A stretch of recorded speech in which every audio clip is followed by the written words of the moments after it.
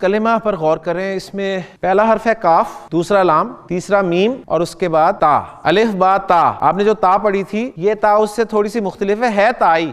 उसे हम लंबी ता कह सकते हैं, इसको हम आसानी के लिए गोल ता कह देंगे। फर्क ये है कि जब आप गोल ता पर रुकते हैं, जैसे कि मैं इस लफ्ज को सुकून के साथ अगर पढ़ूं तो मैं पढ़ूंगा ऐसे कलिमा, तो गोल ता पे रुकते हुए हा की आवाज निकलती है। लेकिन लंबी ता पर जब आप रुकेंगे तो ता की आवाज पर ही रुकेंगे। जन्नात, आइए ना ता की आवाज। जबकि जन्नात का अगर मैं वाहिद आपके सामने रखूं, जन्ना, गोल ता से पहले हमेशा जबर आती है, ध्यान में रखिएगा। कलिमा गोल ता से पहले क्या है?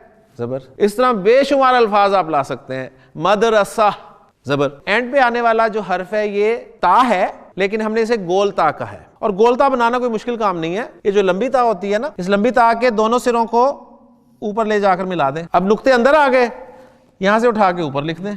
कुरान मजीद में इस्तेमाल होने वाला हर लफ्ज कलिमा है।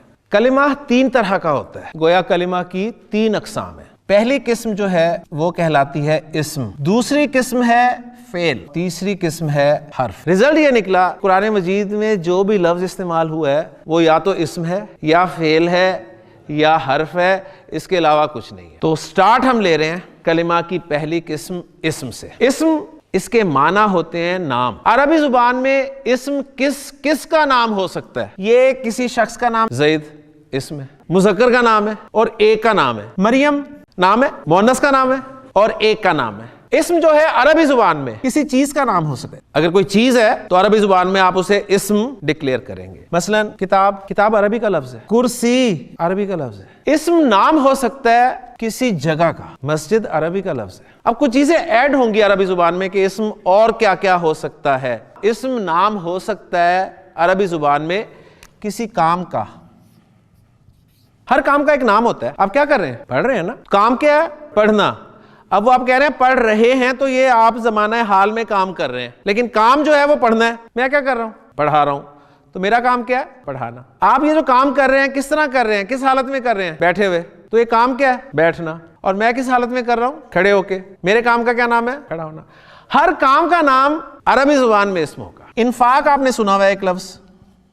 इन्फाक क्या होता है? खर्च करना। काम का नाम है इस्म। तो एक नई चीज आई आपके सामने कि अरबी जुबान में काम का नाम भी इस्म होगा। इसके अलावा इसमें एक चीज आएगी सिफत, जिसे आप सिफत कहते हैं, लेकिन ये भी असल में सिफा है। सिफा गोल ता के साथ, इसलिए इसे सिफत ज्यादा से ज्यादा आप कह सकते हैं। अरबी में पार्ट्स ऑफ स्पीच ये 3 ही हैं, इस्म, फेल और हर्फ। अंग्रेजी के पार्ट्स ऑफ स्पीच 8 या 9। आर्टिकल जो है वो भी पार्ट ऑफ स्पीच है। तो 9 पार्ट्स ऑफ स्पीच है अंग्रेजी में। उर्दू में भी यही 3 है, इस्म, फेल, हर्फ। फारसी में भी यही 3 है, इस्म, फेल, हर्फ।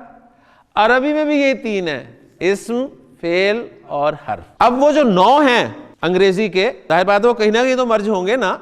तो एडजेक्टिव जो है वो इसम में ही मर्ज हो गया। इसलिए आपने अक्सर देखा होगा कि सिफत के साथ इसमें सिफत, इसम का लफ्ज भी लगा होता है आमतौर पे। मसलन सालेह। प्रोनाउंस उर्दू में क्या कहते हैं जी? जमायर। जमायर जमा है जमीर की, और जमीर को अंग्रेजी में प्रोनाउन कहते हैं। और प्रोनाउन को डिफाइन करते हैं कि pronoun is a word which is used in place of a noun. He, she, it, you, I, we, they, his, him, me, my, ये सारे प्रोनाउंस हैं। तो पहली बात ये कि प्रोनाउंस जो हैं वो भी इस्म है। अंग्रेजी में प्रोनाउंस अलग से एक कैटेगरी है। और ये जो मैंने प्रोनाउंस आपके सामने बोले हैं, ये कौन से प्रोनाउंस हैं? ये पर्सनल प्रोनाउंस हैं। मसलन अरबी जुबान में मैं के लिए अना लफ्ज इस्तेमाल होता है जी, अना। ये पर्सनल प्रोनाउंस है। एक प्रोनाउंस होते हैं डिमॉन्स्ट्रेटिव प्रोनाउंस। डिमॉन्स्ट्रेटिव प्रोनाउंस वो प्रोनाउंस होते हैं जिनके जरिए आप इशारा करते हैं। ये वो असल इशारे यही 2 हैं। तो ये जो इशारे हैं ये डिमॉन्स्ट्रेटिव प्रोनाउंस कहलाते हैं। तो डिमॉन्स्ट्रेटिव प्रोनाउंस भी इसमें, जब प्रोनाउंस इसमें तो जाहिर बात है प्रोनाउंस की जो किस्में होंगी वो भी इसमें ही होंगी ना। ये के लिए अरबी जुबान में लफ्ज बोला जाता है जी हाजा। तो हाजा के माना है ये, जिसकी अंग्रेजी दिस है, और ये डिमॉन्स्ट्रेटिव प्रोनाउन है। और चूंकि प्रोनाउन की किस्म है लिहाजा इसमें। प्रोनाउंस की एक और किस्म है रिलेटिव प्रोनाउंस। उर्दू में जो हम जो के लिए, जिस के लिए लफ्ज इस्तेमाल करते हैं ना, अंग्रेजी में जो आप हु इस्तेमाल करते हैं, हु, जो, इन लफ्जों के इक्विवेलेंट लफ्ज जो हैं अरबी जुबान में वो भी इस्म होते हैं।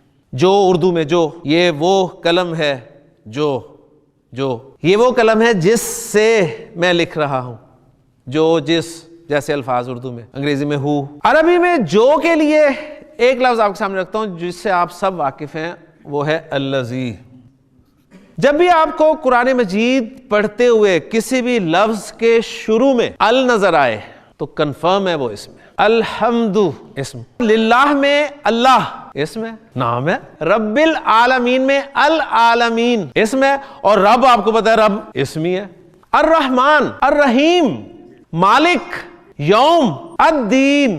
तो जब भी किसी कलिमा के शुरू में आपको अल नजर आए तो कंफर्म है कि वो इसम है। या फिर किसी भी लफ्ज के एंड पर डबल पेश, डबल जबर, डबल जेर ये नजर आए, कंफर्म है कि इसमें। डबल हरकत को तनवीन कहते हैं। तनवीन, किसी भी लफ्ज के शुरू में अलिफ लाम आ जाए या आखिर में तनवीन आ जाए तो कंफर्म है कि वो इसमें। और मजीद मजे की बात यह है कि दोनों कभी इकट्ठे नहीं आएंगे। अल्हम्दु में आपने अल देख लिया, इस्म कह दिया। लिल्लाह, अल्लाह नाम था, इस्म। रब्बी, उसमें आपको देखें ना तो अल नजर आ रहा है ना डबल हरकत नजर आ रही है, लेकिन आपको पता है कि रब इस्मी है, तो मीनिंग्स भी जानने जरूरी हैं। अरबी जुबान में किसी भी इस्म के बारे में जानना इंतहाई जरूरी है, वरना आप किसी भी इस्म को जुमले में इस्तेमाल नहीं कर सकेंगे।